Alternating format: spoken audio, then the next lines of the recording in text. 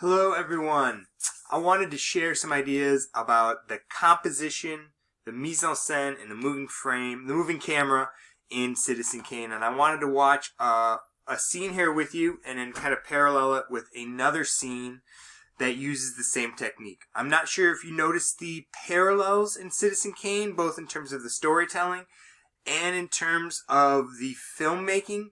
But Orson Welles uses repeated compositions time and time again, especially when Kane is going through important moments in his life. Now, this is one of the first ones. I'm going to play it and talk over as we watch.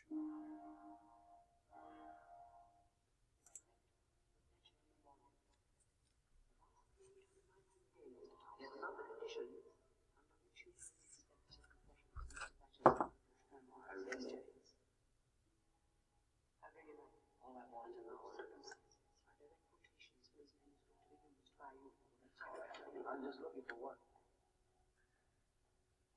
Now, throughout the movie, Welles uses a moving camera to follow both Kane and the reporters on their journey for truth and for knowledge. As the camera moves through the space, we're moving through the space of Kane's life, and we're trying to constantly closer and closer and closer to that thing, that rosebud, that thing that'll explain a person's life.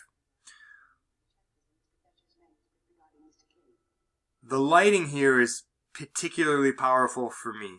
We have this high key lighting from above shining down on truth, on knowledge, on the journals and the diary of Kane's stepfather, or his surrogate father. Again, that camera's moving forward. And I don't know if you noticed that door that slammed in front of us there.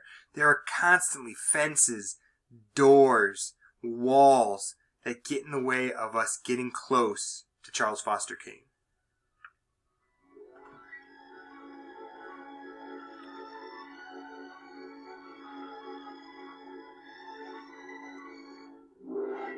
Little Mickey Mousing there, using music to parallel action. Be careful, Charles. Pull your muffler around your neck, Charles. What's so interesting about this shot is it's a constant shifting of place and of context. We start this scene thinking we're looking outside. In reality, we're looking through a window, and the camera backs away from Charles Foster Kane.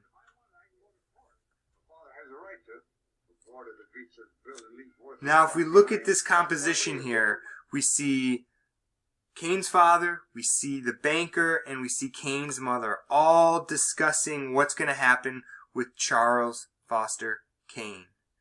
There are so many parallel moments in this movie where we have this almost triangular kind of composition. People who are going to make decisions for Kane kind of surrounding him. We will assume full management of the Colorado load, which I repeat, Mrs. Kane, you are the sole owner. Where do I sign, Mr. Thatcher? Right here, Mrs. Kane.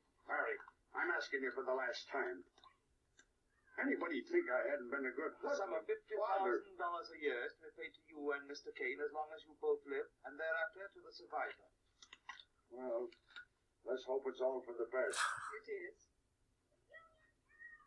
Now, there's just in that little sound montage there, we see the father backing up once he's figured out how much money he's going to make. We see the mother in the foreground with the power, and as they sign their son over to this banker, he's in the background screaming, "Union forever, Union forever."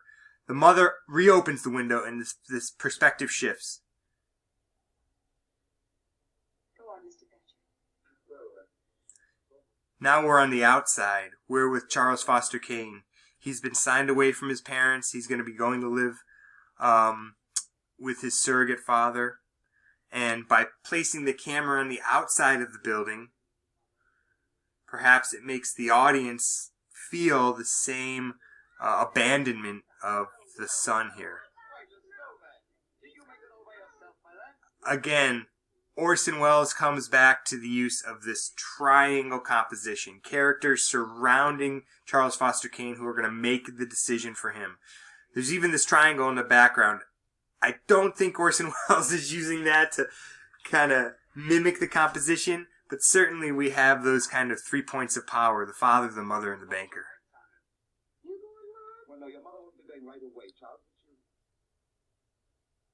Where am I going? You're going to see Chicago and New York and Washington, maybe. Ain't he, Mr. Thatcher? He certainly is. I wish I were a little boy going on a trip like that for the first time. Why aren't you coming with us, Mom? We have to stay here, Charlie. You're going to live with Mr. Thatcher from now on, Charlie. You're going to be rich. Your ma figures, well, that is, me and her decided this ain't the place for you to grow up in. You'll probably be the richest man in America someday, and you ought to get an education. Only, of course not. Why, we're going to have some fine times together. Really we are, Charles. Now, shall we shake hands? Oh, come. I'm not as frightening as all that, am I? Now, what do you say? Let's shake. Charles, you almost hurt me. Well, Charlie, what's that to play with?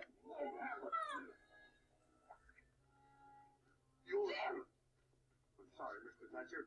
What that kid needs is a good brush. And if we see who's being protected here, the father protects the banker, the mother protects the son. The banker's been attacked with Rosebud, the sled. And then we get a montage here of snow falling to indicate time. Almost as if we're in that snow globe that he drops when he dies, or what he finds when he's tearing apart Susan's room. And another sled with an extreme low-angle shot. And then we see the sled in the fire, which shows us the ending. Now, as we just saw in that scene where Charles Foster Kane was taken away, we saw him in the window, his life being discussed, the shifting perspectives. We thought we were looking outside, we were actually looking in a window, and this is another great point here too, where we see Bernstein reading a contract to the banker, and then it's revealed that Charles Foster Kane is here as well. Now this is when he's signing over the newspaper, and we have two forces again deciding his fate, deciding his path in life. And what we see here is again Charles Foster Kane back in the window, far away from the action, as people are signing over his life. Continue to maintain over your newspapers a large measure of control. Measure of control. And seek your advice. Impression temporary. Always the chance that you'll die richer than I will. This cinch I'll die richer than I was born. We haven't lost as much as we made. Yes, but your methods. You know, Charles, never made a single investment. Always used money to buy things.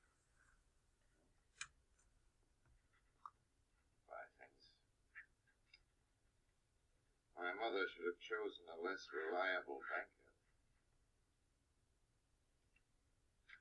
Well, I always gagged on that silver spoon. You know, Mr. Bernstein, if I hadn't been very rich, I might have been a really great man. Don't you think you are? I think I did pretty well under the circumstances. What would you like to be? Everything you hate. All right. I absolutely love that line. Everything you hate. Now again, Orson Welles is using this composition, this kind of triangular, putting Charles Foster Kane in the middle of the action while his life is being decided around him by the forces in his life, beyond his control. Welles uses this throughout the film. You're going to be writing about a scene that also uses this kind of composition. The scene that you're going to be writing an essay on is almost halfway through the film. It's at the peak of Charles Foster Kane's career. He's about ready to win, the governor of New York State. He's amassed his power in the media. He's amassed his wealth, and he is ready to take over. And right at this moment is when the current governor of New York, John J. Geddes, finds out about him and Susan and threatens to expose the affair. Of course he does. Kane loses the election, and after that we see a spiral downwards. As you're watching that scene and looking for composition ideas and mise-en-scène ideas, think about this triangular formation that we saw with the mother scene, that we saw with Thatcher and Bernstein here, about how Kane is positioned within the frame and what that positioning says about him. I absolutely love that Wells repeats his ideas compositionally in this film. If you go back and watch it again, and I'm sure you're excited to do that, I hope you are. Some people like the movie, some people think it's a bit dull. It's certainly interesting to look at. But if you go back and watch it, watch for how many window shots there are of Charles Foster Kane. The ones that come to mind for me are when he is looking out the window, when he's a young newspaper man just taking over, very excited, very optimistic and idealistic about what he can do with the newspaper. He writes up that declaration of principles. And I also remember him being a reflection in the window at the party when his two friends, Bernstein and Leland, Bernstein and, I always forget his best friend's name, they're talking about him. So look for those window shots. How is Wells using those window shots? The first time we're introduced to Kane is through a window from the outside going in. What is Orson Welles trying to say with all these windows? And what do they mean for the character? Also, when you're watching the affair scene, look for things like costumes, high angles, low angles, camera movement, and again, that mise-en-scène. Everything that you see. There's a lot of information in these shots. There's a lot of things to pick apart and discuss. And I hope you find when you get into the affair scene that you'll find a lot of interesting things to write about as well.